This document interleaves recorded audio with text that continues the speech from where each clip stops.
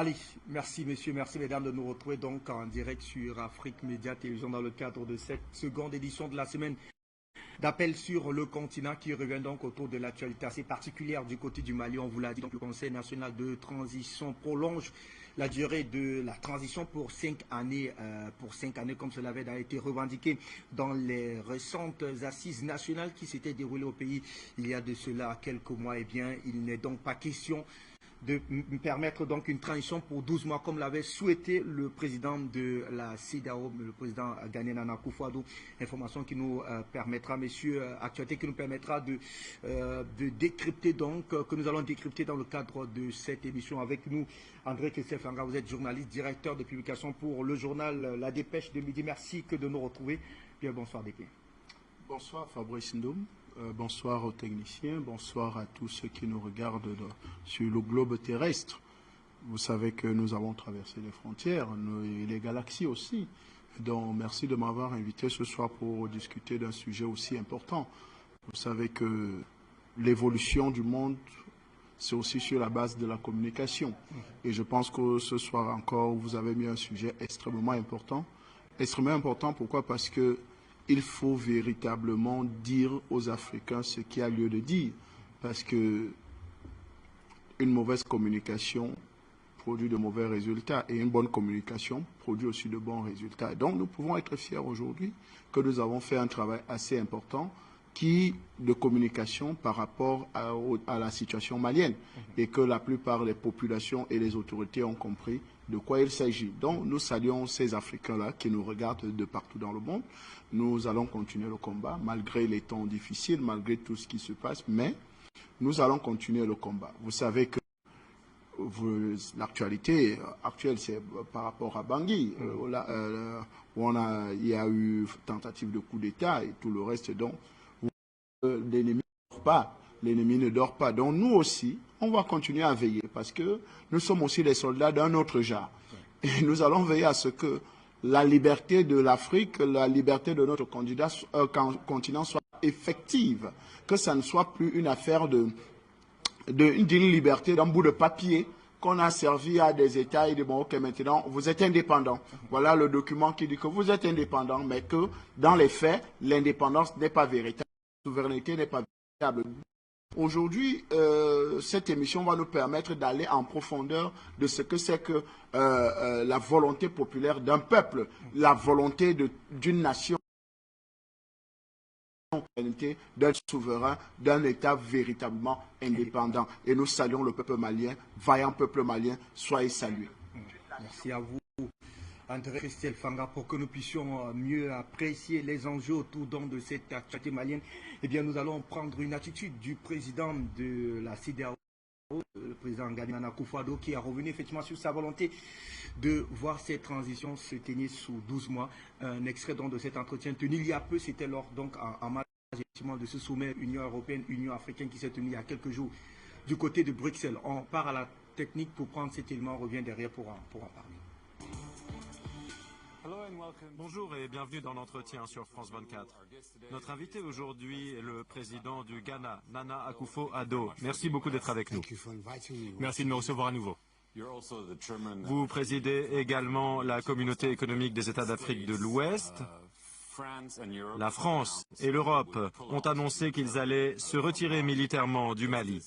Est-ce que cela crée un vide sur le plan de la sécurité pour le Mali, le Sahel et pour des pays comme le vôtre? Alors, clairement, nous avons besoin de trouver un nouvel accord de sécurité.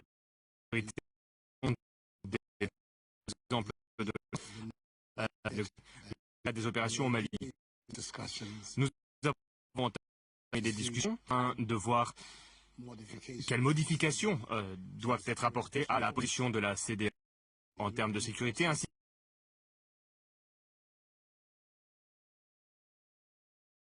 en privé et en public, et que les forces vont être redéployées au Niger, essentiellement. Ceci aura donc un impact sur la posture générale, la stratégie des différentes parties prenantes. Est-ce que vous regrettez cette décision? Je ne peux la regretter, il s'agit d'une décision prise par la France. La décision initiale de venir au Mali avait été prise entre le gouvernement français et malien de l'époque. C'était une décision qui a été prise. Et la situation, les conditions au Mali font qu'il est difficile pour les forces françaises de rester. Nous devons définir un nouveau cadre, tout simplement. D'accord. L'une des raisons invoquées est l'arrivée de mercenaires russes, le groupe Wagner. Le président français a affirmé qu'ils étaient près de 800. Est-ce que c'est aussi une ligne rouge pour vous? Je ne suis pas convaincu que ce soit la raison.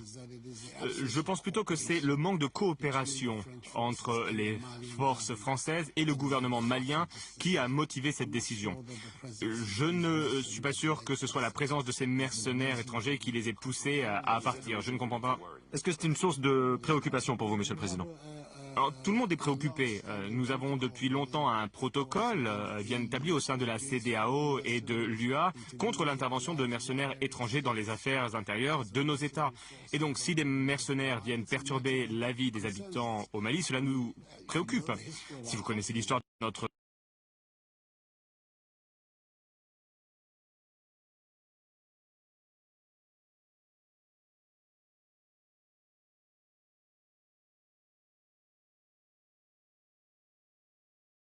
continent et Le fait de traiter avec l'État, le gouvernement malien, c'était un problème pour la CEDEAO. Vous avez été très impliqué et un des principaux d'achoppement, c'est le calendrier des élections. Il y a une nouvelle proposition de l'Algérie concernant une période de transition de 16 mois. La junte a affirmé qu'il lui fallait 4 ans. Y a-t-il une solution réaliste à l'horizon? nous verrons. Dans ces affaires, la table des négociations est toujours ouverte. Ces négociations se poursuivent. Il y a des contacts et des dialogues en cours, mais le plus important, en ce qui nous concerne, c'est qu'il y avait un accord entre la CEDEAO et le gouvernement de transition au début de l'année 2020. Un accord de clore le processus de transition en février de cette année, à la fin de ce mois. À la dernière minute, la nouvelle junte au Mali nous a informé qu'elle n'était plus en position de respecter cet engagement et qu'elle proposait, qu'elle comptait rester au pouvoir pendant 4 ou 5 ans. Nous avons été très surpris, très choqués. Je suis le président élu du Ghana et j'ai un mandat de 4 ans. Et le fait qu'un régime non élu et illégitime souhaite rester au pouvoir avec l'aval de la CEDEAO pendant 4 à 5 ans nous semblait tout simplement scandaleux. C'est pourquoi cette proposition a été rejetée. Nous sommes déterminés à travailler sur une solution plus acceptable. Quelle serait une solution plus acceptable? 12 mois, 18 mois? Nous verrons, cela dépendra de ce qui est proposé, mais clairement, en l'état actuel des choses, la proposition des autorités est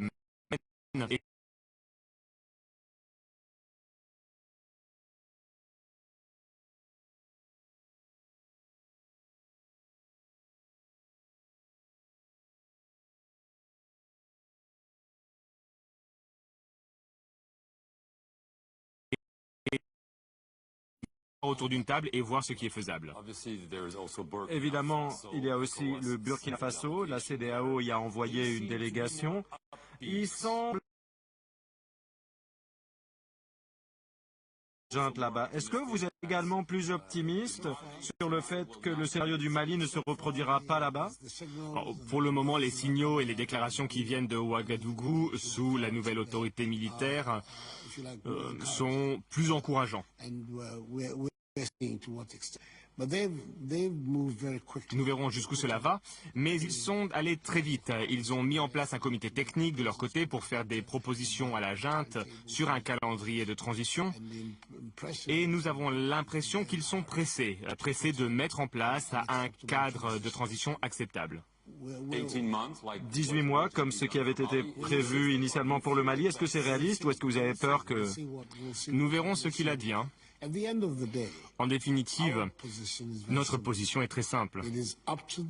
Il appartient aux autorités militaires de trouver un accord avec la CEDEAO et un programme qui soit acceptable pour la CEDEAO. Voilà la position que nous allons maintenir pendant 6 mois, 9 mois, 12 mois, peu importe. Mais pas plus. Oui, nous ne souhaitons pas que l'Afrique de l'Ouest retombe à l'époque du règne militaire. Nous souhaitons nous en éloigner. Oui, mais vous êtes en train d'y retomber. Prenons la Guinée. Environ 6 mois après le coup d'État, vous êtes inquiet parce que l'horloge tourne. Bien sûr, nous sommes inquiets. Nous l'avons dit, toutes nos déclarations publiques ont indiqué... Davantage de sanctions à l'horizon. Nous verrons, nous avons fait part de nos inquiétudes quant à l'absence d'un calendrier clair pour la restauration d'un régime démocratique en Guinée. Et quand devrait-il fournir ce calendrier? À tout moment, dès que possible. L'engagement, la communication.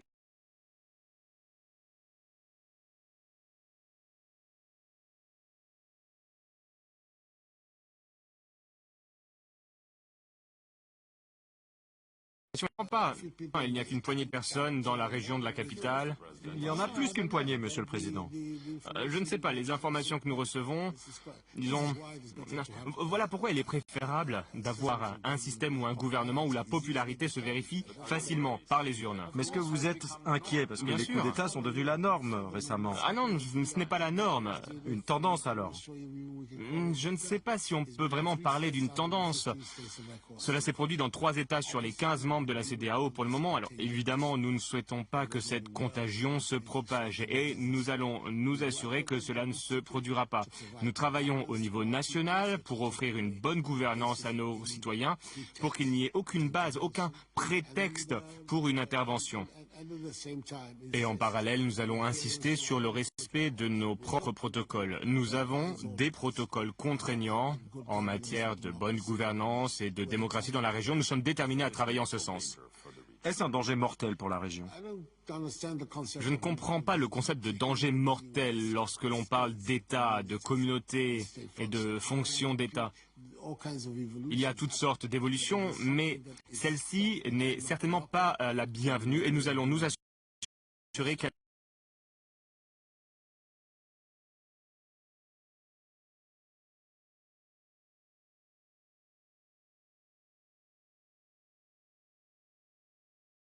ne se relève.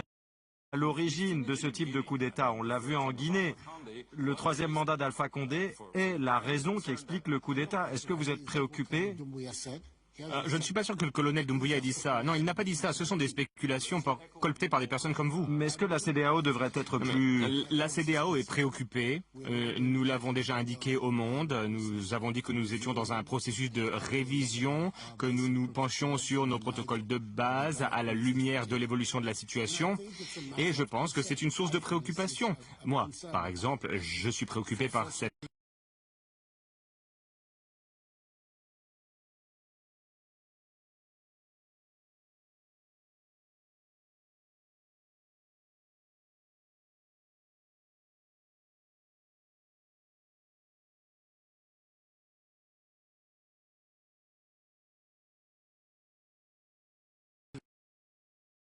Êtes préoccupé par le fait que des coups d'État pourraient toucher le Ghana, qu'il pourrait être déstabilisé, ou est-ce que vous pensez que le solide est robuste sur le plan de la sécurité et de la démocratie? Nous avons vu ce qui s'est passé aux États-Unis le 6 juin. Et il y a eu une tentative, c'est-à-dire que les États-Unis avaient 200 ans de gouvernement démocratique sans interruption, mais il y a eu une tentative d'insurrection. Et donc, le sujet de la stabilité dans tout État est un sujet permanent. C'est pourquoi on connaît l'adage, le prix de la liberté et la vigilance éternelle. C'est-à-dire que toujours, à chaque génération, il faut surveiller la stabilité, la cohérence des institutions politiques et étatiques, et il faut s'assurer que ces institutions suivent l'époque. J'espère que c'est ce qui se passe au... Président, merci beaucoup de nous avoir accordé de votre temps. Vous êtes très occupé à sommet UE Union africaine, et merci à vous d'avoir suivi cet entretien sur France 24.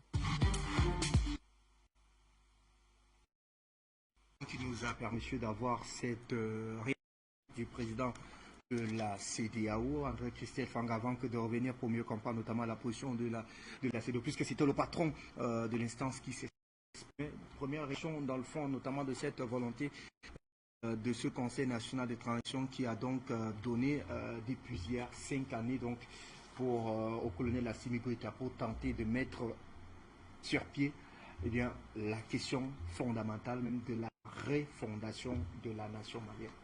Ben, je crois que quand vous suivez le président Nana Akufo-Addo du Ghana et président en exercice de la CEDEAO, vous comprenez que l'Afrique de l'Ouest a un problème et l'Afrique tout entière a un problème. Et c'est pour ça qu'il y a quelqu'un qui a envoyé une citation qui m'a dit un jour, si vous avez un problème et que vous comptez sur la classe politique pour la résoudre à votre place, vous avez 2 problèmes. Donc si vous avez un problème, vous comptez sur la classe politique pour résoudre le problème, ça veut dire que vous avez déjà 2 problèmes. Donc, pour dire que, en réalité, le problème de la sous-région, CEDEAO, c'est les hommes politiques. Les hommes politiques, surtout, qui ont adopté le modèle occidental de la démocratie. Soit disant que tout ce qui se fait en Occident, c'est ce qu'ils doivent répéter dans notre continent, c'est-à-dire dans cette CEDEAO. Parce que quand nous suivons le président Nana Akufo-Addo, c'est comme si les autorités maliennes avaient commis une faute.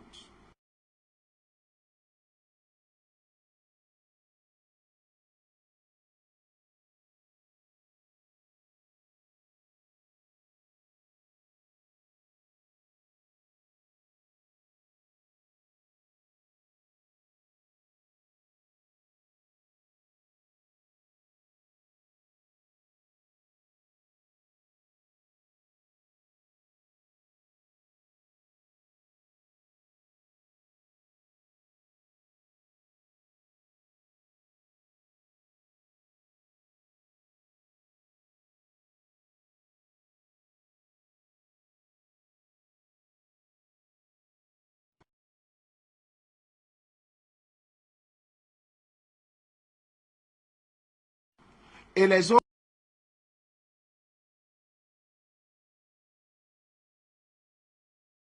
fait le coup d'État en Guinée. Et on a... Vous voyez d'où il a fait, c'est parce qu'il préserve les intérêts français. Ce n'est pas parce qu'il préserve les intérêts de la Guinée. Donc il faut comprendre cela. Parce qu'il y a sous-région CEDEAO qui ne comprennent rien à rien. Vous, par exemple, Air Côte d'Ivoire, Air Ivoire ne part plus au Mali, mais Air France va au Mali. Mais quelqu'un vous a soutenu dans vos décisions, non? Que non. On ferme les frontières aériennes, mais Air France, lui, continue à aller au Mali parce que le chef d'agence de Air France est allé négocier nuitamment avec les autorités. De compagnie, ouais, cette compagnie. Aller négocier de nuit avec les autorités maliennes. Et vous, CEDEAO, vous dites que non, Air Sénégal, Air Côte d'Ivoire ne part plus au Mali. Qui est perdant? C'est vous. Alors que celui qui vous montre, celui qui est l'auteur de tout ce scandale-là, lui continue à négocier de lui. Donc, pour dire que quand vous avez confiance aux politiciens, ça veut dire que vous avez doublement les problèmes.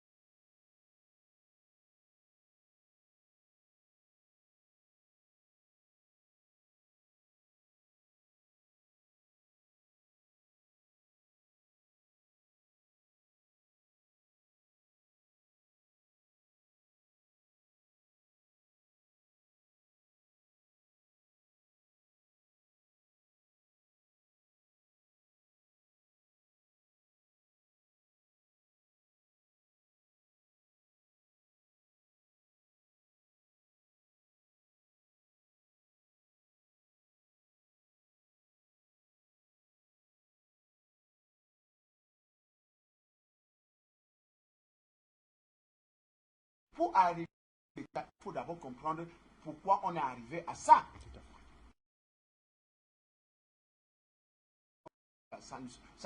On ne peut pas continuer comme ça. On ne peut pas continuer avec ce laxisme-là où les forces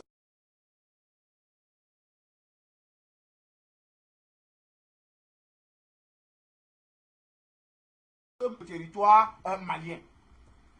Besoin que les Maliens prennent les décisions. Et c'est ce qui a été fait. Finalement, le peuple s'est mobilisé et finalement, Ibeka est parti et les militaires sont arrivés pour accompagner. Aujourd'hui, on voit les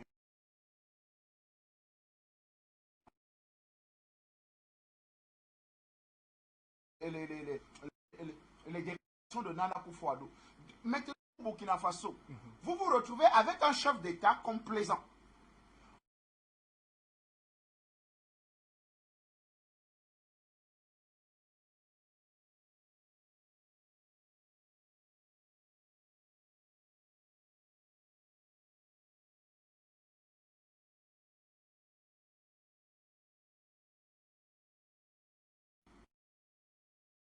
Le président de la République du Burkina Faso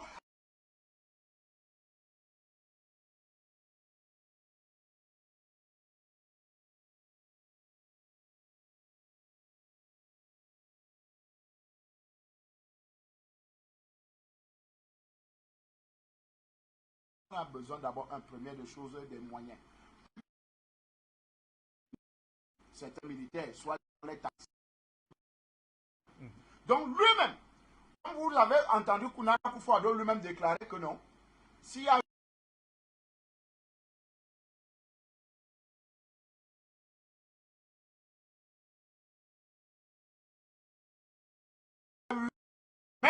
ivoiriens réunir les militaires en leur demandant qui veut faire le coup d'État ici.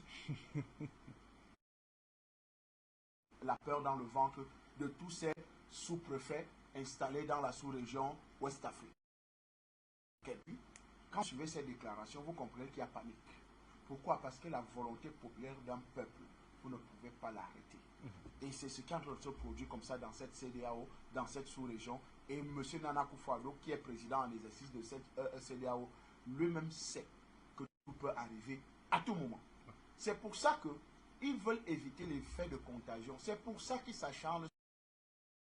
On sait que celui de la Guinée-Conakry, ce n'est pas un très grand problème, c'est sous contrôle. C'est-à-dire c'est la France qui continue à faire ces choses là-bas. Au Burkina Faso, on ne sait pas encore véritablement est-ce que c'est la volonté populaire du peuple ou bien c'est la volonté de la France de mettre Kaboré qui était très faible de côté pour essayer de manager pour que quelqu'un d'autre arrive au pouvoir. On attend, on observe et on verra. Mais ce qui est sûr, c'est que ce mouvement qui a commencé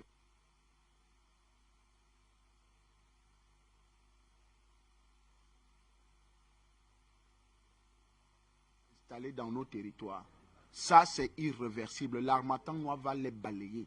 Et ça, rien à faire. Donc les Nana Akufo-Addo n'ont qu'à attendre. D'ici peu, ça va se faire. Lui qui propose non, 6 mois, 12 mois, c'est bon, c'est acceptable. Ça, c'est sa pensée, ça, c'est ce que lui pense. Mais nous pensons qu'aujourd'hui, ce n'est pas lui qui décide. Ce n'est pas la CEDEAO qui est c'est-à-dire le président des États de la CEDEAO. Non. Malgré qu'ils sont dans une fédération, ils sont dans une association, mais chaque État est souverain. Et sa souveraineté est à sa constitution et peut décider de faire ce qu'il veut dans son État. D'accord. Allez, la conséquence, Christelle Fanga, de cette décision prise courageusement par le Conseil national de la transition du côté du Mali est qu'on aura très certainement un bras de fer réel qui va se poser dans les jours à venir entre la CEDEAO et le Mali, puisque dans cet élément que nous avons justement suivi, on a écouté le président en exercice qui a fait parler de sa volonté propre, celle de voir notamment une transition se dérouler à 18 mois, eh bien, en demandant donc, en donnant 5 années, ou alors 4 années supplémentaires à 5 années supplémentaires au colonel Assimi Goïta de poser les bases de la refondation du Mali, il va sans dire que on risquerait davantage d'assister. À quoi doit-on s'attendre, notamment de la part de la réponse, sans dire, entre guillemets, de la CEDEAO vis-à-vis du Mali? Alors, faisons d'abord un peu un rappel historique pour qu'on puisse être en phase avec la thématique d'aujourd'hui, avec le thème que vous avez bien mis sur la table. Même dans les pays les plus développés, aujourd'hui, des militaires ont été au pouvoir. Je dis bien même dans les pays les plus développés aujourd'hui, soi-disant. Ou bien dans les pays démocratiques, soi-disant. Il y a eu des militaires à la tête de ces États. Et pour la langue que nous parlons, c'est-à-dire la France, n'est-ce pas, le français, Monsieur de Gaulle était un général armé, n'est-ce pas? Tout à fait. Et quand l'Allemagne avait envahi la France et que nos frères encore, les Noirs encore, l'Afrique noire a libéré la France. Pour ceux qui ne le savent pas, allez lire les mémoires de Hitler. Il avait dit, grâce à la vaillance des Noirs, le territoire français a été libéré. Donc si ce n'était pas les Noirs, la France ne serait jamais libérée. C'est la vaillance des Noirs qui a libéré la France. Ok.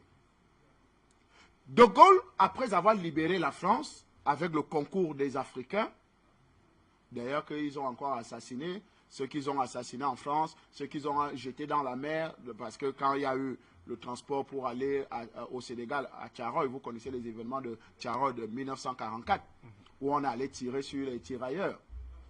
On les a tués.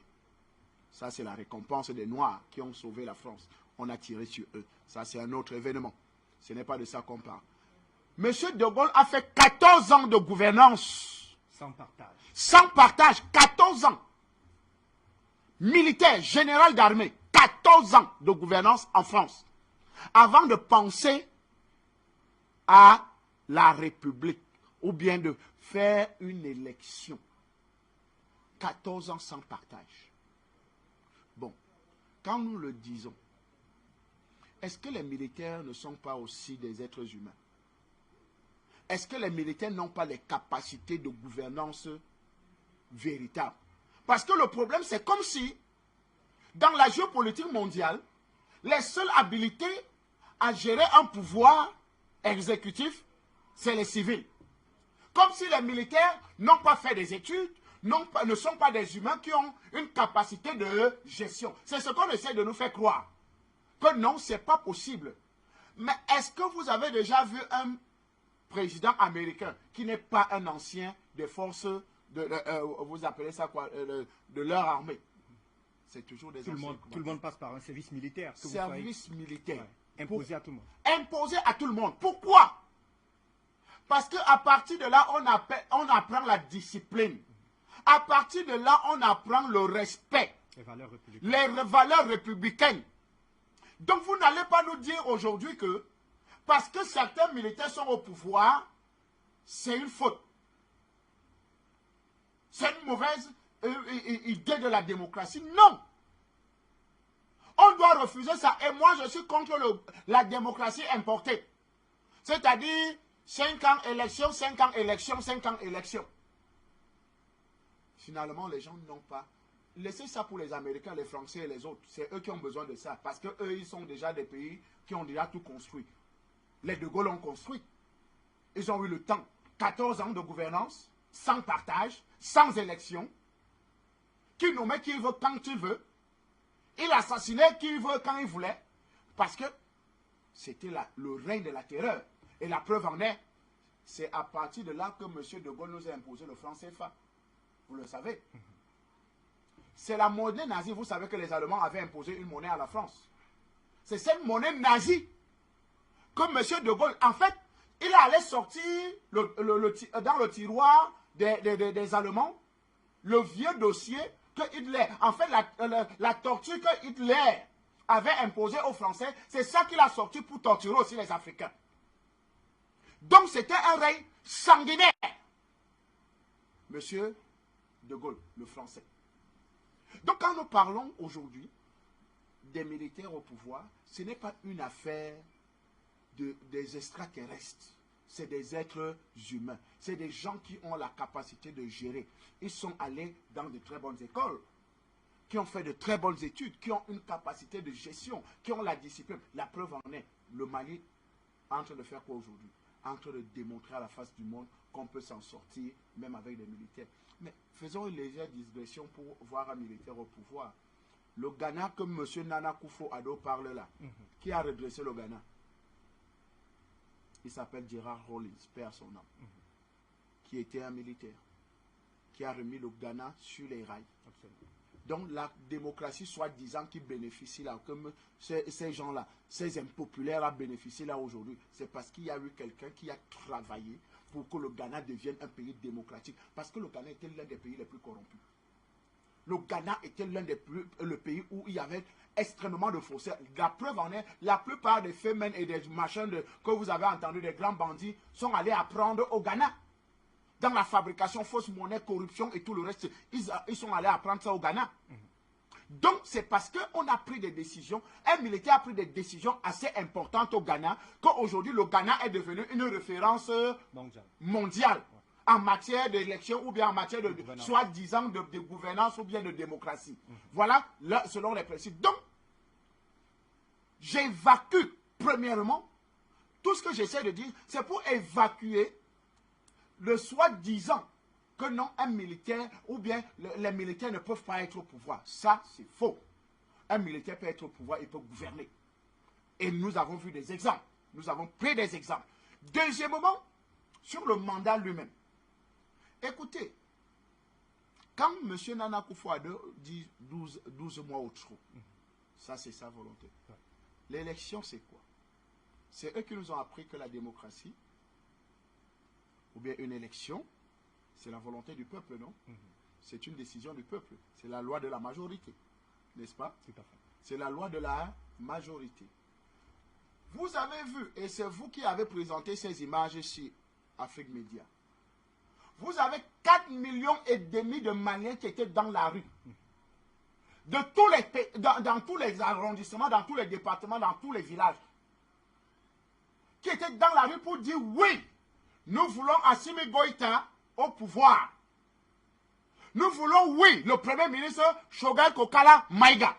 Oui, nous voulons qu'il continue à diriger notre pays. Maintenant, au-delà de la mobilisation populaire, nous avons vu les assises nationales de refondation. Absolument.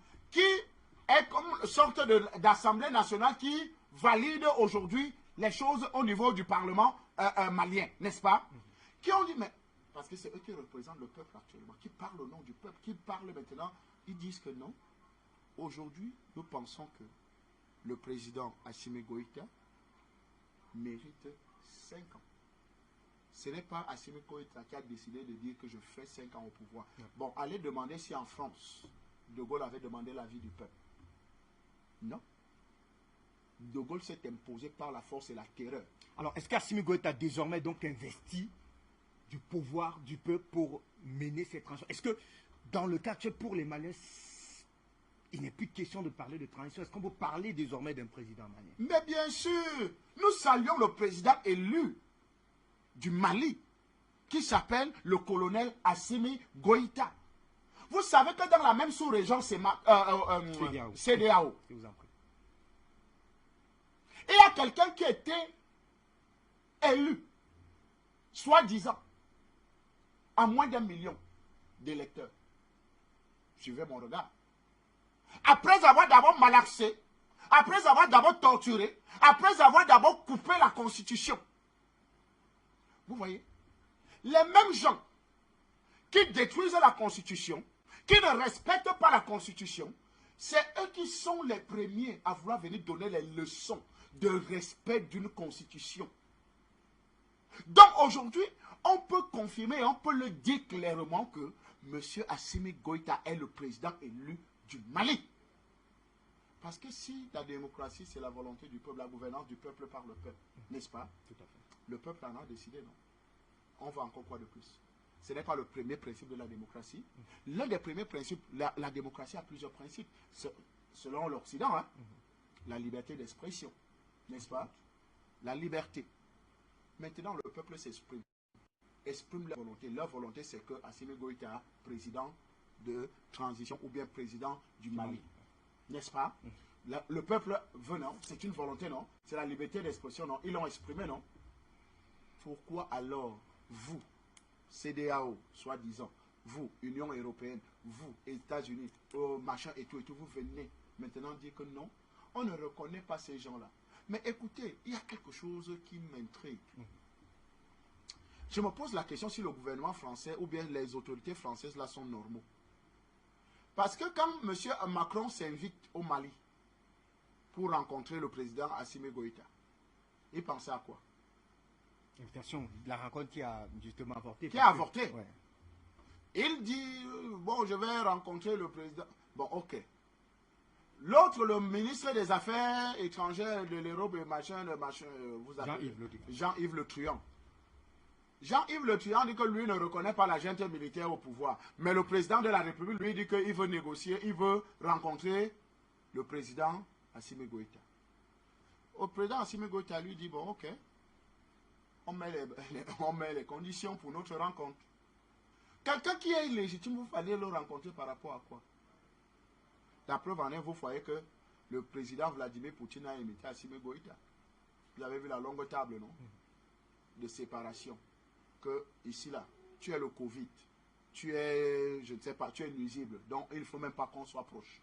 Donc, quand vous regardez ça, vous voyez qu'il y a des situations qu'il faut véritablement interpeller certaines autorités en leur disant la situation du Mali actuelle n'est plus une situation de transition. C'est une élection qui a eu lieu. Parce que si une élection, il y a des gens qui n'ont pas enregistré 3 millions d'électeurs dans leur fichier électoral, hein, ou bien 3 millions de personnes qui sont allées aux élections. Donc quand on parle de respect, il y a des gens qui doivent se taire, il y a des gens qui ne doivent rien dire. Aujourd'hui, la Côte d'Ivoire par exemple, celui qui est le meneur de cette fatwa contre le Mali. Mais qu'est-ce que la CPI nous a dit? Est-ce que la CPI ne nous a pas dit que Gbagbo est innocent? Ça veut dire que si Gbagbo est innocent, ça veut dire que c'est Gbagbo le président élu depuis 2011. N'est-ce pas? Ça veut dire que l'autre est illégitime. Ça veut dire que l'autre n'est pas président de Côte d'Ivoire. Alors, si aujourd'hui, quelqu'un qui est d'abord illégitime, d'abord dès le départ, parce que la justice a rendu le verdict, a déclaré le vrai vainqueur de l'élection de 2011 en Côte d'Ivoire, n'est-ce pas? 2010-2011, n'est-ce pas? Si la CPI a déclaré le vrai vainqueur, parce que si le président Laurent Gbagbo sort blanchi, n'est-ce pas, de cette élection, de ce tribunal, après 8 ans et tout le reste, maintenant, le même individu qui a braqué les élections, maintenant, finir un premier mandat, première des déclarations, parce qu'il faut qu'on soit, il faut qu'on éclaire la lanterne des Africains. C'est lui qui dit, j'ai besoin juste de un mandat. Vous pouvez vérifier, hein. Il avait dit, c'est connu de tous. J'ai besoin juste de un mandat pour redresser la Côte d'Ivoire et de filer et je m'en vais. Ok, il a fait un mandat. Après le second, on a suivi. Ok, le second très récemment, a il a suivi. d'ailleurs, Non, laissez-moi aller pas à pas de mon développement, M. Fabrice Ndong. Pour que les Africains nous comprennent, hein? Parce qu'il y a des gens qui ne comprennent pas souvent les enjeux de certaines choses. Deuxième mandat, il a fini. Lui-même, il a dit, troisième mandat, je ne me représente plus. Il va laisser à la jeune génération. Il va laisser à la jeune génération. Qu'est-ce qu'il a fait? Retournement de veste. Il a torturé la Constitution. Il a braqué la Constitution et il s'est représenté. Et pour la première fois, on a vu comment les règles du football ont été changées. On a joué le football avec la tête d'un être humain. Vous avez vu la réaction de la CEDEAO? Vous avez vu la réaction des grands leaders mondiaux, des droits de l'homme, des machins ou des ONG? Non. Donc quand des anti-modèles veulent taxer les autres ou bien veulent donner des leçons aux autres, il faut d'abord. C'est pour ça que les Saintes Écritures disent, n'est-ce pas, avant d'enlever la paille qui est dans l'œil de ton voisin, enlève d'abord la poutre qui est dans ton œil parce que tu ne peux pas voir, tu es aveugle avant. Donc c'est inadmissible qu'aujourd'hui on taxe que la junte est au pouvoir et qu'il faut aller directement aux élections. Non, il y a eu élection et le président Assimi Goïta est le président élu du Mali. la question fondamentale, et là vous l'avez esquivé tout à l'heure entre Christelle Fanga, c'est à quoi doit-on s'attendre, puisqu'on a plus ou moins l'impression que le son de cloche véhiculé par la CEDEAO n'est pas très apprécié par le Conseil national de transition. Je rappelle qu'il a voté quand même à l'unisson cette décision. 120 membres que compte le Conseil national de transition ont donné donc leur accord pour une rallonge de 5 années supplémentaires au colonel Assimi Goïta. Et quand on a suivi effectivement l'extrait tout à l'heure du président Nana Akufo-Addo, il va sans dire que, eh bien, est-ce qu'on va citer un durcissement de ton entre le Mali et la CEDEAO? Mais c'est les plus grands perdants, ceux qui prennent des mesures. La preuve en est économiquement. La Côte d'Ivoire a 700 millions de pertes, le Sénégal est à 800 millions de pertes. Parce que quand vous avez les transporteurs, par exemple, du Sénégal, n'est-ce pas, vous avez 1500 camions jour qui quittent le port de Dakar pour le Mali. Aujourd'hui, les frontières sont fermées. Les 1500 camions là vont où? Qui a le manque à gagner? Quand le corridor maintenant est ouvert en Guinée-Conakry, n'est-ce pas? Le même corridor. Vous voyez que en réalité, les gens sont dans une perspective qui eux-mêmes s'engouffrent dans quelque chose qui les tient eux-mêmes à la gorge. Donc, si la CEDEAO continue à durcir le ton, c'est eux-mêmes qui sont perdants. Parce que le Mali n'aura pas besoin de... Et je pense que l'objectif du Mali aujourd'hui et de tous les Africains, c'est de briser cette CEDEAO. En fait, il faut que la CEDEAO vole en éclats. Comme tous les autres sous-régions doivent voler en éclats. Parce qu'en réalité, elles ne servent absolument à rien. C'est des institutions, des micro-zones qu'on a créées pour justement créer des barrières.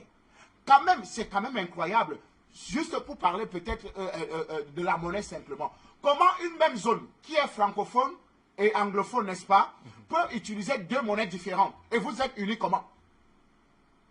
Quand il y a quelqu'un qui a fait des statistiques très simples, le Ghana vend son cacao 1000 milliards, n'est-ce pas, an. La Côte d'Ivoire vend son cacao 1000 milliards an, n'est-ce pas? L'argent de la Côte d'Ivoire transite par le compte d'opération. La France retire d'abord 500 milliards, c'est-à-dire il retient la moitié. 500 milliards. Les 500 autres milliards qui viennent, la France encore retire une bonne partie encore. C'est-à-dire la Côte d'Ivoire se retrouve avec 400 milliards de vente de son cacao annuel. Alors que le Ghana, lui seul, a ses 1000 milliards propres. Pourquoi? Parce qu'ils utilisent leur propre monnaie. Ouais.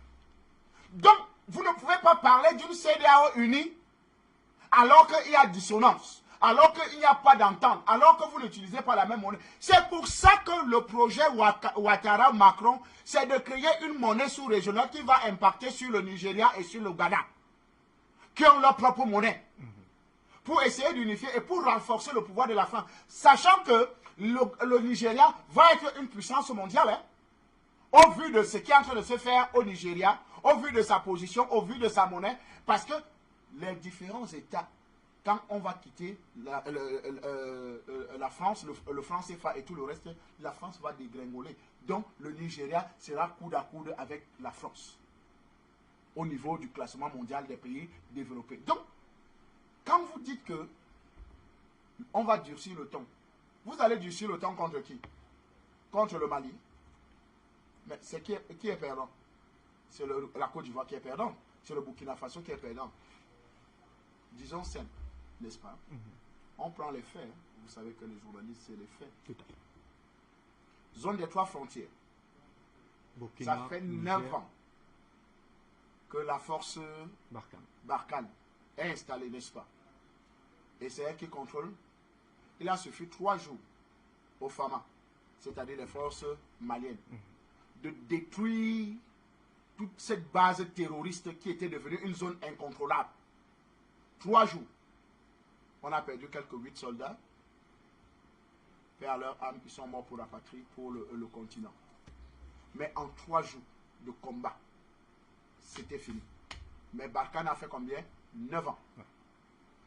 Est-ce que ce n'est pas un très grand exploit pour les forces armées africaines, pour une force comme les FAMA, les forces maliennes? Est-ce que ce n'est pas un grand exploit pour prouver à la face du monde que nous sommes capables de résoudre nos propres problèmes? Donc, quand la CEDEAO va durcir le ton, c'est elle-même qui va perdre. La preuve en est, la peur au ventre. Ouattara est en panique, Bazoum est en panique, Ambalo est en panique. Vous savez qu'Ambalo lui-même, il a raté, non? Et je crois que les militaires, c'était juste un signal pour lui dire que ce que tu allais faire avec la CEDEAO, là, on va régler ton problème. Ce n'est pas fini, ça arrive. Bazoum, lui, dort pratiquement hors de son palais, donc il dort dans un bunker, caché. Il vit presque caché, parce qu'il ne sait pas quand ça peut lui arriver. Et lui-même, vous voyez, quelqu'un va faire, la France, c'est-à-dire Macron va faire le communiqué que j'ai décidé d'imposer, la force Barkhane va s'installer au Niger, sans que M. Bazoum lui-même ne soit là à la conférence de presse, après le truc du sommet de l'Union européenne. Vous voyez que c'est sérieux, c'est les États ça. Donc, vous comprenez qu'en réalité, la CEDEAO va voler en éclats. Si elle durcit le ton, ça va voler en éclats. Parce que les intérêts sont différents. C'est pour ça que le Nigeria, vous voyez, le Nigeria est tranquille. Il n'y a qu'un seul individu voyou bandit qu'on appelle Goodluck Ebele Jonathan, qui se balade un peu de partout là, qui veut jouer au grand médiateur intergalactique et qui ne réussit à aucune de ses missions. Parce que, première des choses, quelqu'un qui, on vous a laissé une gouvernance, on vous a laissé à une élection, vous n'avez pas fait. Quelqu'un, il a hérité d'un mandat, hein, parce qu'il était vice-président. Il a fait 4 ans de pouvoir, il n'a pas pu gagner les élections. Vous comprenez que c'est un incompétent. Donc, ces gens-là, aujourd'hui, savent que s'ils durcissent le ton, c'est la CEDEAO qui va voler en éclats. Et parce que le Mali envisage d'autres solutions. On ne va pas les dévoiler ici. Tout à fait. Mais nous savons ce que le Mali est en train de préparer. Parce que nous sommes quand même en contact avec certains. Et on voit déjà la trajectoire où c'est en train d'aller. Et je pense que c'est bien fait pour nous, pour notre liberté. Il y a Amina Fofana qui nous écrit, elle est d'ailleurs membre du Conseil national de transition du côté du Mali qui suit l'émission en direct, et bien nous apporte quelques précisions au sujet notamment de la durée de la transition. Il n'a jamais été question pour le Conseil national de la transition de se prononcer sur la durée de la transition. C'est la volonté manifeste du peuple exprimée lors des assises nationales sur la refondation. Elle dit, je cite, ce sont les propos des médias mensonges européens, notamment France 24, qui ont véhiculé cette information. Eh bien, le mandat, donc du moins la prolongation de la transition, de la durée de la transition est la volonté manifeste du peuple, ce qui soutient davantage, légitimise davantage naturellement et apporte beaucoup plus de précision sur votre démarche, en tout cas sur la légitimité du colonel Assimi Goïta à la tête de cet État-là. Mais bien sûr, et je profite pour la saluer, chère maman, et vraiment bravo pour votre combat, bravo pour tout ce que vous faites pour votre peuple, le peuple malien, Madame Amina Fofana, vraiment merci. Et c'est ce que nous demandons à nos femmes, à nos mamans, à nos sœurs, de s'impliquer dans ce combat, parce que ce combat-là, c'est pour tout le monde. Ouais. Et ces précisions sont claires. Et quand vous voyez la volonté d'un peuple, vous ne pouvez pas arrêter. Je l'ai annoncé et je ne ferai que l'annoncer. La gouvernance de ce 21e siècle, et surtout en Afrique noire francophone, c'est la gouvernance des peuples. Ce n'est plus la gouvernance des grands leaders forts, puissants, les Mobutu, les Houphouët-Boigny. Vous voyez un peu des gens que non, à cause de Yadema, que d'une main de fer, et tenaient les gens de force. Maintenant, c'est les peuples qui décident. Ce n'est plus la volonté d'un chef d'État. Et c'est pour ça que vous allez voir les coups d'État vont se perpétuer. Parce que c'est la volonté des peuples. C'est la volonté d'avoir une bouffée d'oxygène. Comment? Mais, cette image me vient à l'esprit quand je parle. Vous vous rappelez de George Floyd? Aux États-Unis. Aux États-Unis. Quand le policier avait son pied sur son genou, sur son cou, et Floyd essayait de crier, s'il te plaît, enlève ton pied sur mon cou. Parce qu'il avait besoin d'une bouffée d'oxygène. Alors, quand vous avez un État comme la France, qui nous asphyxie depuis 70 ans, 100 ans même. 100 ans, pour être plus précis. 100 ans, qui nous asphyxie, qui nous torture, qui fait tout pour que nous ne puissions pas respirer. Et quand on est en train de crier, s'il vous plaît, la France, enlevez votre pied de notre cou. On veut un peu respirer, on veut une bouffée d'air. Sinon, nous allons mourir. La France dit non, on n'enlève pas. Mais quand Assimi Goïta demande et son gouvernement demande que la France quitte le Mali, sans délai, mais c'est parce que c'est de trop.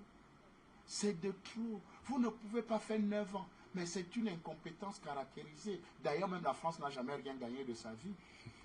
Jamais rien gagné de sa vie. Avec l'aide des guerriers africains. Mais je dis bien, la France n'a jamais rien gagné de sa vie. C'est-à-dire, la France n'a plus jamais produit un résultat propre que France. La preuve en est, voilà les Zemmour qui sont les politiciens en France, non? Les Zemmour. Vous savez qui est Zemmour? Oui! Mais vous savez pourquoi on refuse que Zinedine Zidane devienne entraîneur de l'équipe de France? Oui! Parce qu'il faut essayer quand même de maintenir un Deschamps.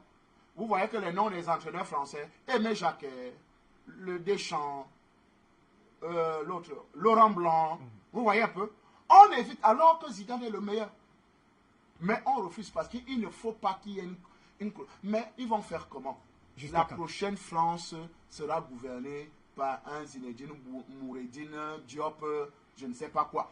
Parce que c'est une France incompétente. Donc, ce que Amina Fofana a dit aujourd'hui n'est que la confirmation que le peuple, la volonté de tout un peuple, vous ne pouvez pas l'arrêter. Et d'ailleurs, même si vous mettez 10 000 chars, 10 000 canons, peu importe ce que vous allez mettre, quand la volonté d'un peuple c'est de se libérer, on finit par se libérer. Et c'est ce qui est en train d'arriver aujourd'hui dans notre continent. Allez, merci à vous André Christelle Fank. On va aller recueillir donc les avis de ces nombreux Africains donc, qui souhaiteraient s'expliquer autour de cette grande thématique. On a donc la précision donc venue tout droit donc du Conseil national de la transition.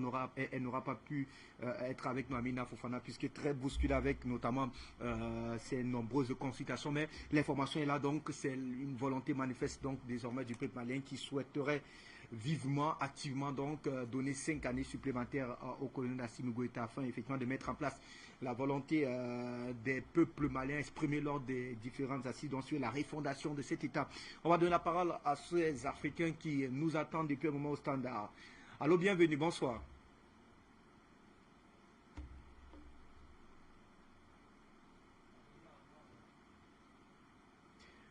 Vous êtes en direct, nous vous écoutons. Bienvenue, bonsoir.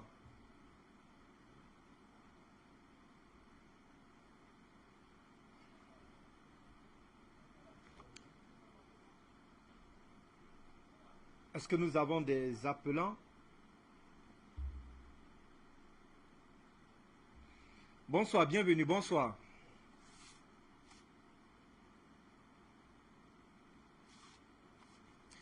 Alors, si des petits soucis vraisemblablement avec le standard, on va très certainement revenir en plateau.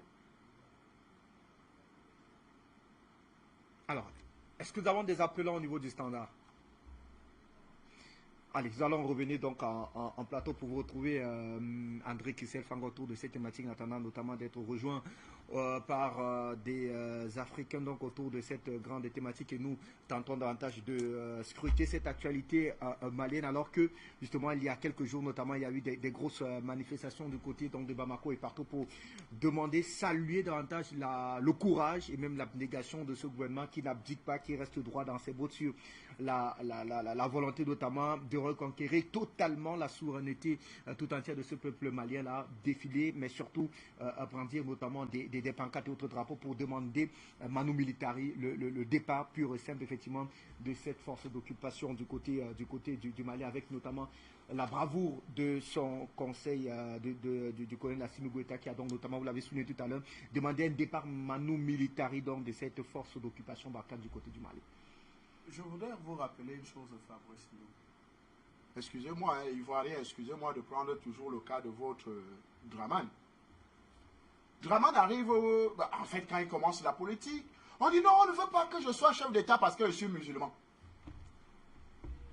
Il faut, non, vraiment, parce que je suis musulman, et c'est pour ça que non, on ne veut pas que toute la communauté musulmane s'est mobilisée pour défendre leurs frères. Ok. Maintenant, M. Dramane est au pouvoir, n'est-ce pas? Il dirige la Côte d'Ivoire. Le Mali est un pays à 70% musulmans. Quand vous ordonnez qu'on sanctionne le Mali, qu'on ferme les frontières, c'est-à-dire on asphyxie le Mali, qui est à 70% musulman.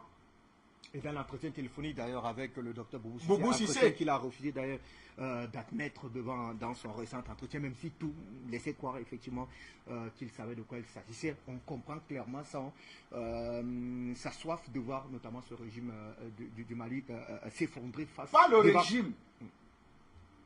Il a la soif de voir les Maliens souffrir,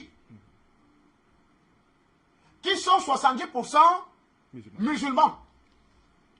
Donc s'il faut dire que musulman, vous comprenez qu'en réalité c'est un menteur patenté. C'est un menteur et c'est un hypocrite.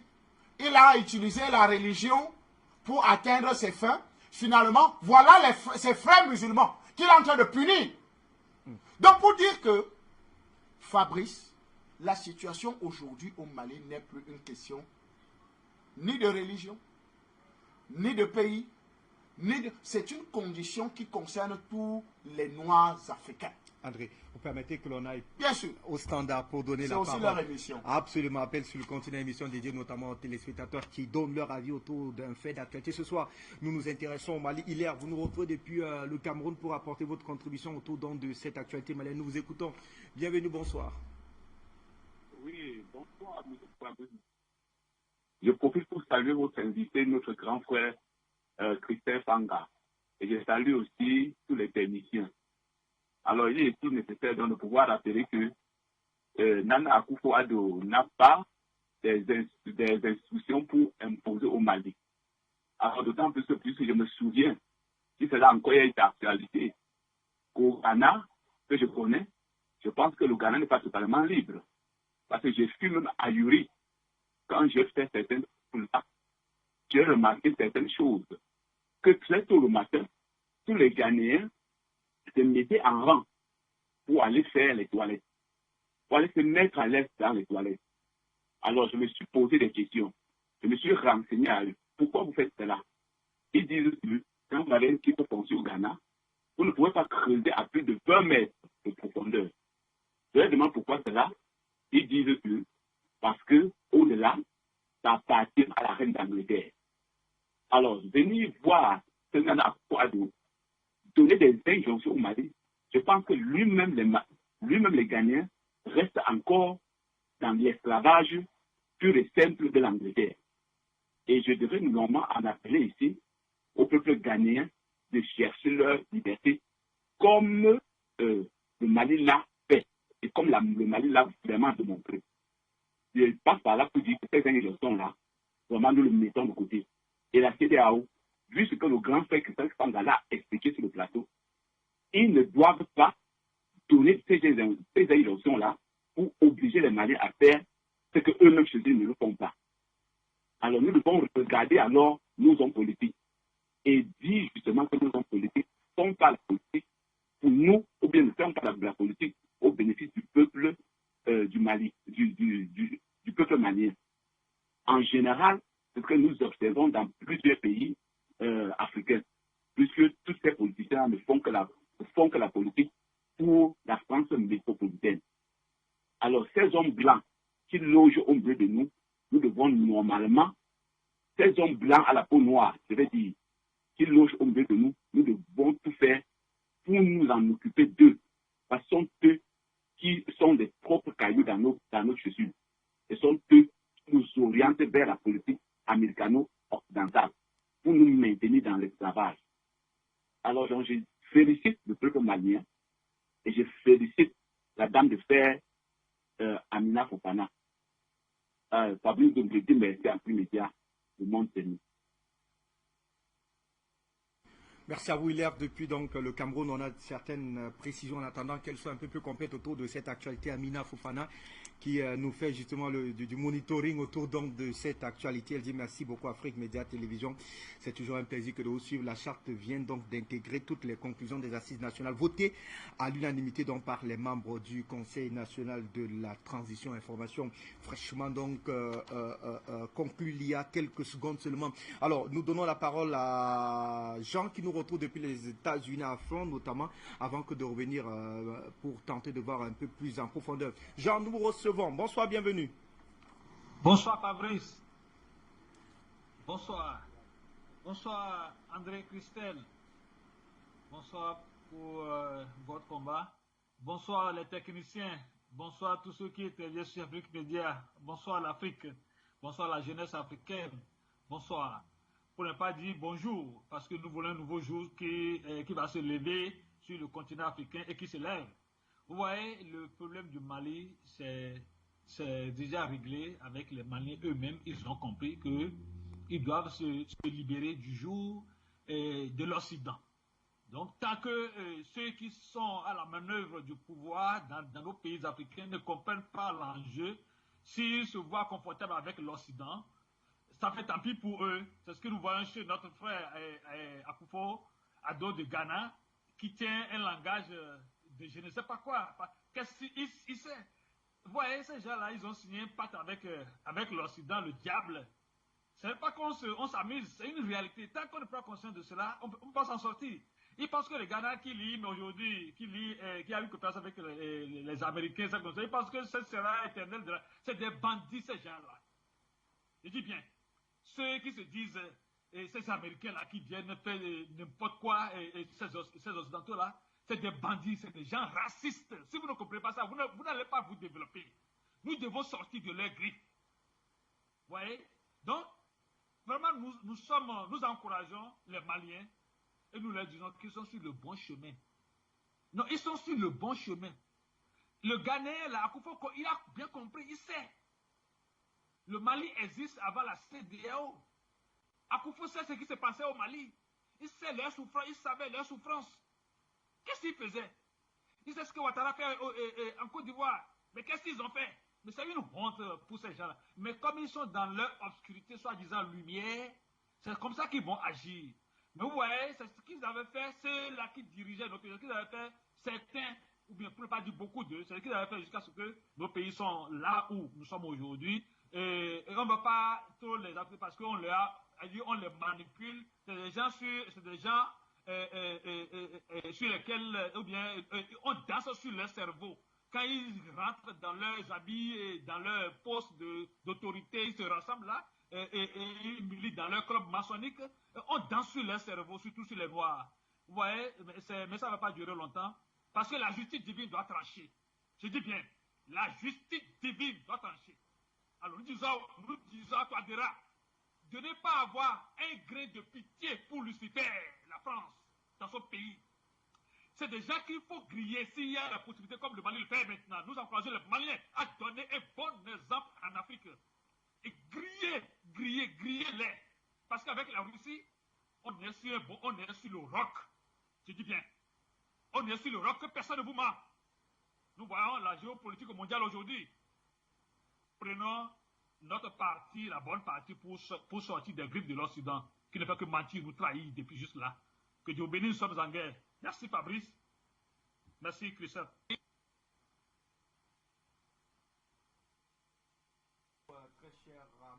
On reste au standard alors que nous rendrons effectivement ce message de Baba Afrique Média qui nous écrit et dit pour elle la meilleure et la plus grande base militaire c'est justement les populations africaines. Il n'y en a pas plus que celle-là. Merci à vous de continuer à nous écrire.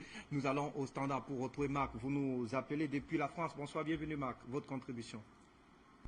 Oui, bonjour, mon cher Patrick. Je salue comme ça le ministre Christelle Panga. Je salue tous ceux qui apportent leur contribution pour la cause.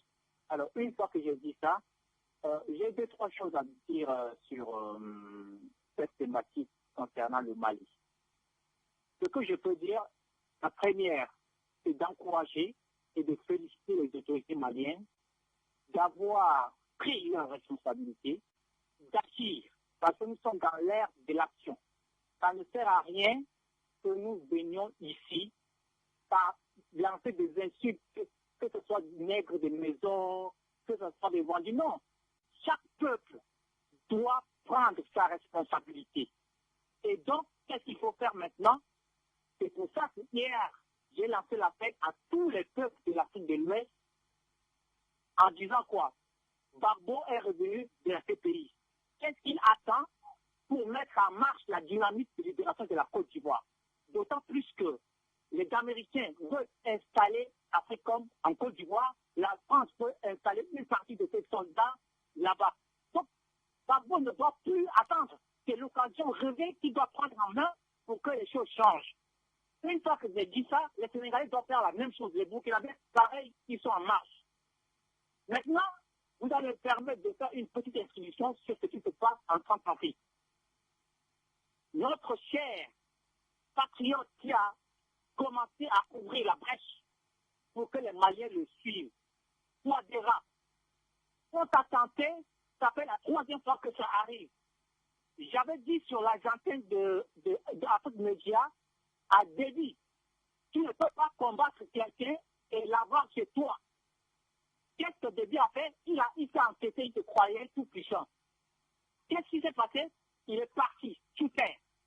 Touadéra, ça c'est la 3e fois, la 4e fois, tu vois, on ne peut pas te rater. On viendra ici pour annoncer ton décès. Fais partir la France de la RTA. Tu as la Russie, renforce ta sécurité. Il faut donner tout ce qu'il faut aux Russes. Fait que la France quitte. Sinon, la prochaine fois, ils ne vont pas te rater. C'est le conseil que je donne. Avant qu'il ne soit tard. Parce qu'on ne peut pas jouer avec le feu. Des criminels, des barbares comme ça, tu les laisses à côté, tu veux jouer la diplomatie, ils vont te mettre sous terre. Donc, avant qu'ils te mettent sous terre, là, mon cher aîné, prends ton courage et fais le nécessaire comme l'ont fait les Maliens.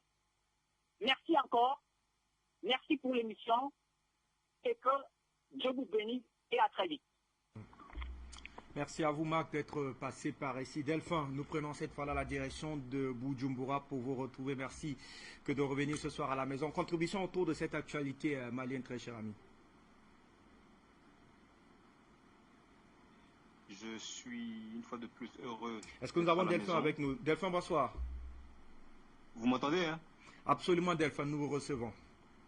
Ok, donc j'étais en train de te transmettre mes salutations, mon cher frère Fabrice Ndoum, ainsi que la régie. Je n'oublie pas mon cher frère Fanga, que j'aime à surnommer Monsieur, vous comprenez un peu. Il a dit l'essentiel. Je transmets mes salutations, bien sûr, à notre sœur Amina Fofana. Ces précisions sont salutaires, parce qu'effectivement, nous devons éviter de ne pas tomber, plutôt de tomber dans les blablas soi-disant démocrates, surtout qui viennent de France 24. Donc, je confirme d'une part les propos de mon frère Hilaire, que je salue aussi. Le Ghana d'aujourd'hui n'est plus tout à fait le Ghana de notre papa, paix à son âme, Jerry Rawlings. Le Commonwealth est une sorte de France-Afrique, mais qui est beaucoup plus soft. Beaucoup, beaucoup plus soft. Si je puis donner juste un élément qui les distingue essentiellement. L'établissement français veut et impose une assimilation tout azimut. Ce n'est pas comme ça que fonctionnent les anglo-saxons. Les anglo-saxons mettent un accent plus particulier sur le commerce. Tant que vous faites des affaires avec eux, ils ne s'intéressent pas beaucoup à votre manière de fonctionner, je dirais. À condition, évidemment, que vous reconnaissiez la reine d'Angleterre et puis que vous reconnaissiez la suzeraineté de celle-ci sur votre pays, c'est tout. Donc, c'est ce qui explique que M. Nana Akufo-Addo ressemble, je suis navré, je sais que mon frère Marc nous invite à ne pas parler de la sorte, mais les faits sont les faits.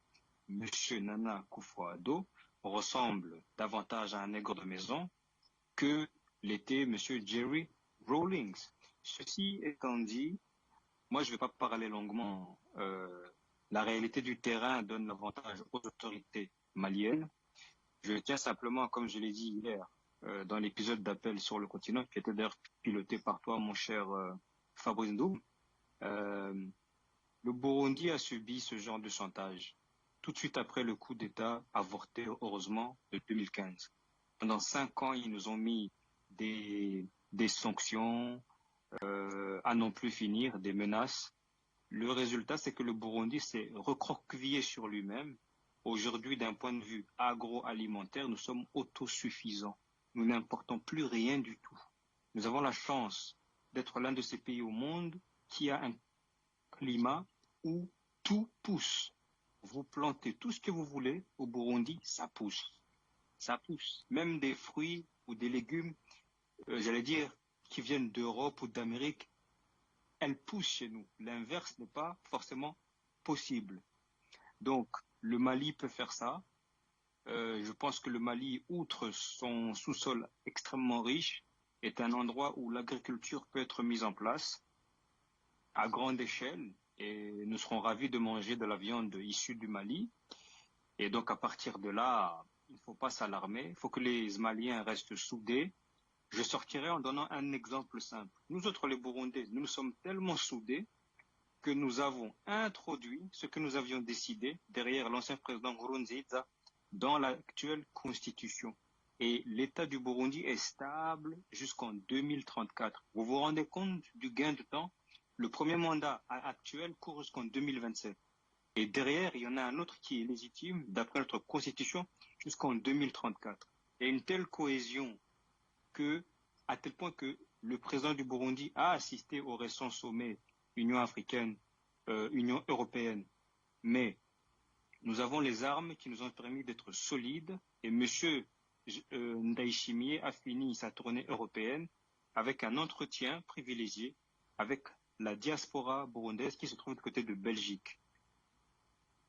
Il y a une telle coopération à la fois militaire, sociale, politique qui fait que le blabla démocrate ne peuvent pas vraiment prendre racine chez nous et j'escompte que le Mali atteigne un tel degré d'autonomie, on va dire ça ainsi, avec des alliés sûrs tels que l'Algérie, la Russie ou encore la Chine. Donc laissons ce nain géopolitique qu'est l'Élysée et les nègres de maison qui travaillent encore pour lui dans la zone sahélienne s'agiter et nous, comme on dit chez moi en langue swahili, Songambele, ça veut dire allons de l'avant. Je vais m'arrêter ici et vous restituer le micro, Afrique Média, le monde ciné. Allez, Songa Dele à vous, Delphin, puisque nous allons avancer dans le cadre de nos échanges sur ce plateau. Kangayao, vous nous retrouvez depuis la Côte d'Ivoire. Bonsoir, merci de nous retrouver en direct autour de cette thématique malienne. Votre contribution?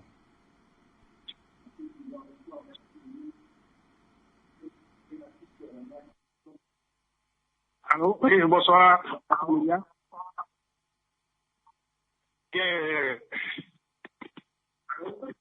Oui, allô, je voudrais que vous attirez votre attention sur les faits.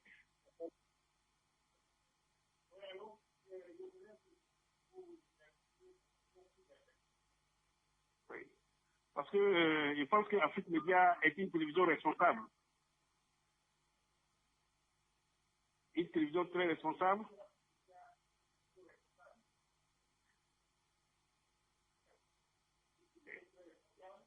Donc, il faudrait que les propos qui se tiennent sur le plateau d'Afrique Média soient des propos respectueux.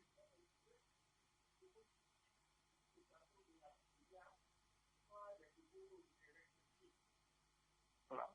Je le dis parce que tout à l'heure, l'invité d'Afrique Média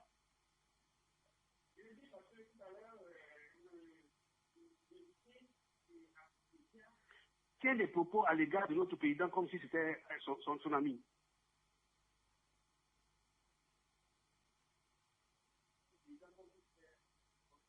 En disant que Alassane est voleur, il est hypocrite, c'est pas bon.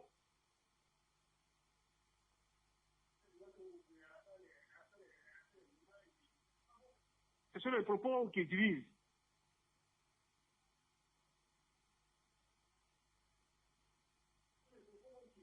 Alors, il faudrait qu'on nous fasse attention. Nous suivons tous Afrique Média parce que c'est une télévision qui nous donne une connaissance. Votre contribution a été enregistrée. Je crois qu'on va donner la parole à M. Tono pour refermer définitivement le standard autour de cette thématique avant que de reprendre Christelle Fanga, puisqu'il nous reste une cinquaine pour sortir de cette émission. M. Tono, vous avez la parole depuis le Cameroun. Bonsoir, bienvenue. bonsoir à tous les téléspectateurs d'Afrique Média. Bon, le téléspectateur précédent a fait comprendre son message, mais il ne s'agit pas des...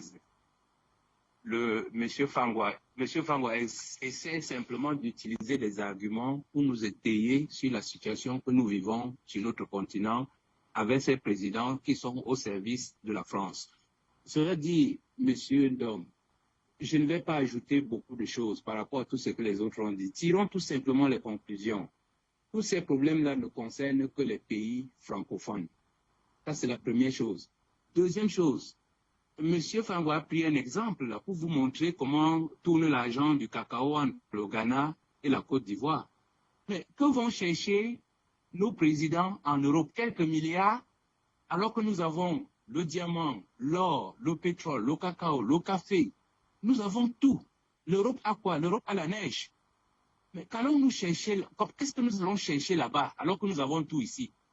Mais le président Macky Sall dit qu'il demandait, il visait 250 milliards. Mais M. Macky Sall, vendez les produits du Sénégal, vous aurez votre argent, au lieu de les laisser confisquer par la France. Donc, vraiment, on ne sait pas comment on va répéter cela à longueur de journée. Le verre est dans le fruit.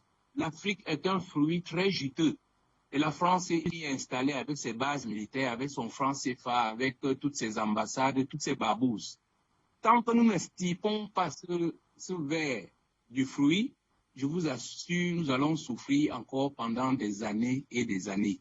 C'est pour ça que j'invite le président Touadéra, j'invite le président Goïta de se rappeler de ce qui est arrivé au président Laurent Gbagbo. Si Laurent Gbagbo avait, dès son premier mandat, fabriqué sa monnaie, la Côte d'Ivoire ne souffrirait pas comme elle souffre aujourd'hui. Elle a voulu fabriquer la monnaie, le président Gbagbo a voulu fabriquer la monnaie quasiment à la fin de son mandat. Il était tard. Parce que je vous dis, ces puissances-là, ils ont la patience, parce qu'ils ont les forces avec eux. Il ne faut pas leur donner le temps. Le président Touadéra, il est à son deuxième mandat, et je dis, il est en train de faire une erreur. Il aurait déjà dû sortir du franc CFA. Parce que ces gens-là sont patients. S'il ne sort pas du franc CFA, son successeur va revenir remettre la République centrafricaine dans les mains de la France. C'est pour ça que j'invite aussi le président Goïta d'aller droit au but. Il ne faut pas attendre. Je vous dis, on ne se libère pas par étapes. Si vous avez une chaîne au pied, vous prenez une hache, vous cassez la chaîne et vous êtes libre.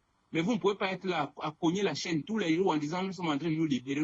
Mais ça fait 70 ans, comme le disait M. Fangwa, que nous sommes là-dedans.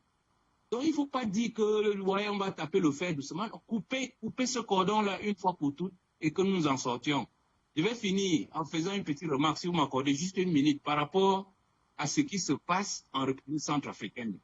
Monsieur Fabrice Dom, sachez, j'apprécie beaucoup souvent le matin quand vous faites intervenir M. Batengene dans son éditorial.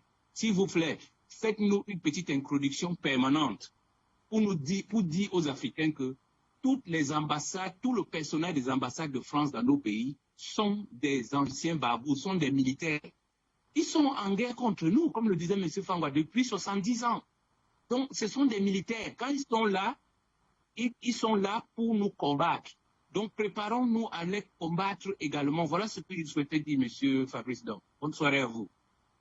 Infiniment, continentalement, très cher à nous pour cette réaction et à vous qui nous avez d'ailleurs appelé sur tout le continent africain. On va refermer définitivement le standard et vous donner une réaction, André Christelle Fanga, pour conclure définitivement de cette émission. On a suivi beaucoup des Africains qui sont solidaires de la démarche d'Assimi Goïta, avec notamment ce support, ce poids, on va dire que cette bénédiction venue notamment de la population malienne qui lui confère donc désormais 5 années pour poser les bases donc de ce Mali nouveau, dès quasiment ce soir.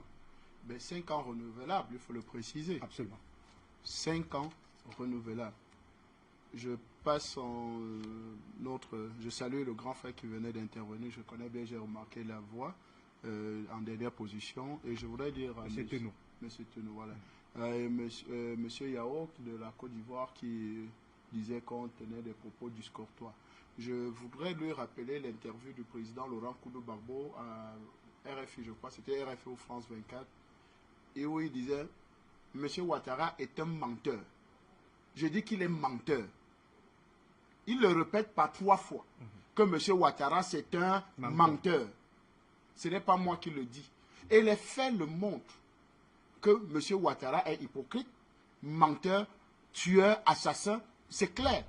Si la CPI a épargné, a libéré le président Laurent Gbagbo et le ministre Charles Blé Goudé, qui a alors tué les Ivoiriens. Allons regarder, parce qu'il y avait 2 camps qui s'affrontaient. Le camp Ouattara et le camp Gbagbo. Maintenant que la CPI, c'est-à-dire la justice mondiale, la Cour pénale internationale, dit que Gbagbo est innocent, lavé de tout péché. Qui est alors l'assassin? Allez vous-même faire des enquêtes. D'ailleurs même, le PDG d'Afrique Média, je crois, a rencontré Mme Bensouda aux États-Unis à plusieurs reprises, à plusieurs fois. Et on l'a remis les dossiers parce que nous aussi, on a les internes un peu de partout. On a aussi des services de renseignement un peu de partout. Comme les Français nous espionnent, c'est comme ça aussi qu'on les espionne. Mais ce qu'ils ne savent pas, c'est que ce qu'ils ont voulu faire en RCA, là, ils étaient sur surveillance. Absolument, absolument. Donc, quand ils sont partis fabriquer les fausses cartes d'identité de la MINUSCA. C'est la MINUSCA. Quand ils sont allés fabriquer avec les faux noms russes, on savait, il y avait déjà les services qui étaient... Vous savez qu'on les tient à l'œil comme ils nous tiennent aussi à l'œil. On va voir qui va gagner. Vous comprenez un peu? Mais comme nous sommes en train d'avoir notre victoire parce que le peuple, nous le peuple, le petit peuple, nous avons compris que ces dirigeants qui sont là pour les intérêts de l'Afrique, de nos pays, on doit les soutenir. Ceux qui ne sont pas pour nos intérêts, on doit les chasser. Et c'est ça le mot d'ordre aujourd'hui. L'harmattan noir. L'harmattan noir doit déboulonner tout vigile. Parce que ce n'est plus des chefs d'État, ce n'est plus des sous-préfets, c'est des vigiles, des comptoirs coloniaux. Parce que quand vous êtes vigile, Nana Akufo-Addo, c'est un vigile d'un comptoir colonial qu'on appelle le Ghana. Monsieur Alassane Draman Ouattara est vigile d'un pays qu'on appelle la Côte d'Ivoire. C'est des vigiles. Ils sont là pour veiller, pour regarder. Est-ce que les intérêts français sont intacts, sont garantis? C'est tout. Donc c'est les veilleurs. Bazoum, c'est les veilleurs. Il veut, est-ce que l'uranium, la France continue à bien exploiter son uranium? Voilà. Est-ce que ça base? Non. Essayons de comprendre une chose qui est claire. La meilleure base militaire, comme l'a dit Maman Afrique Média, c'est le peuple. Que la France porte ses bases militaires, ils s'en vont. On peut coopérer non, sans base militaire. Non. La Chine, on coopère avec la Chine. Est-ce qu'on a besoin, la Chine a besoin de bases militaires? Est-ce qu'on ne coopère pas avec d'autres pays? La Turquie a des bases militaires. Est-ce que tous ces différents éléments ont des bases militaires? Est-ce qu'ils ont besoin de nous torturer avec le franc CFA? Non. Je pense qu'aujourd'hui, il faut véritablement que ce réveil-là et que les décisions que M. Assimi Goïta a commencé à prendre, c'est-à-dire France, dégage, armée, dégagez tout le monde sans délai. Je voudrais rappeler une information. Pour sortir. Hein, pour sortir, s'il te plaît. Les États-Unis avaient été basés en France, avaient pris le contrôle de la France. La France a décidé de dire que les États-Unis doivent partir. Les États-Unis avaient demandé 2 ans. Parce que c'est les États-Unis qui sont venus aussi au secours de la France, n'est-ce pas? Ils ont demandé de faire 2 ans sur place en France. La France a manipulé tous les journaux et tous les journaux et tout pour demander que leur départ, c'est là maintenant. J'ai oublié la coupure de ce journal-là, je vais vous l'envoyer. Où la France demandait le départ immédiat des Américains de leur territoire. Pourquoi nous on demande le départ de la France sur notre territoire et il reste? Il demande le demain 6 mois. 6 mois pour faire quoi? Pour faire le coup d'État, pour tuer Assimi Goïta, pour créer le désordre. On n'acceptera pas ça. Ils doivent partir. Le plus tôt sera le mieux. Et je pense qu'il faut que cet encadrement des forces maliennes pour les accompagner à la sortie se fasse le plus rapidement possible et qu'on ait notre monnaie. Allez. C'est donc des résultats assez promoteurs que l'on peut apercevoir depuis d'ailleurs que les forces armées maliennes ont pris véritablement le taureau par les cornes. Près de 120 terroristes définitivement capturés et tués donc par cette armée vaillante qui veille donc désormais sur toute l'étendue des territoires maliens. Merci messieurs, merci mesdames de nous avoir regardé suivi dans le cadre de cette édition d'Appel sur le continent. Juste après moi le journal, la grande édition du journal avec une présentation de Christelle Wandi. N'oubliez pas, Mohamed Bachib Ladan vous reviendra lorsqu'il sera 19h 19h GMT, 20h heure de Malabo dans le cadre de l'édition spéciale sur l'actualité centrafricaine. Vous connaîtrez tout autour donc de cette tentative d'assassinat du président Faustin Archange Touadéra du côté de la République centrafricaine. Merci de rester en compagnie de nos programmes qui se poursuivent.